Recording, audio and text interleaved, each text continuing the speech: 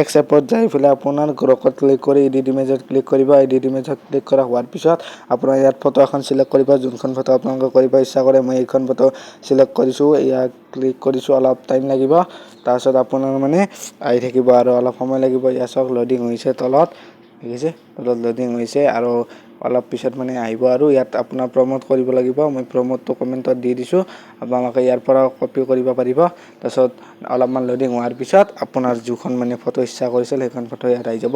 এনেকৈ দেখিছে লাহে লাহে ফটোখন আহি গৈছে। ইয়াত চাওক এইখন ফটোত কিমান ধুনীয়াকৈ এনেকৈ আহি গৈছে। আগৰ দৰে আগৰ ফটোখন যেনেকুৱা আছিল এইখন সেনেকুৱা হৈ আহি গৈছে, দেখিছে।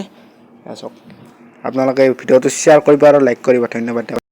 এক্স এপত যাই পেলাই আপোনাৰ গ্ৰকত ক্লিক কৰি এডিট ইমেজত ক্লিক কৰিব। এডিট ইমেজত ক্লিক কৰা হোৱাৰ পিছত আপোনাৰ ইয়াত ফটো এখন চিলেক্ট কৰিব, যোনখন ফটো আপোনালোকে কৰিব ইচ্ছা কৰে। মই এইখন ফটো চিলেক্ট কৰিছোঁ, ইয়াত ক্লিক কৰিছোঁ, অলপ টাইম লাগিব। তাৰপিছত আপোনাৰ মানে আহি থাকিব আৰু অলপ সময় লাগিব। ইয়াত চাওক লোডিং হৈছে তলত, দেখিছে তলত লোডিং হৈছে আৰু অলপ পিছত মানে আহিব আৰু ইয়াত আপোনাৰ প্ৰমোট কৰিব লাগিব। মই প্ৰমোটটো কমেণ্টত দি দিছোঁ, আপোনালোকে ইয়াৰ পৰা কপি কৰিব পাৰিব।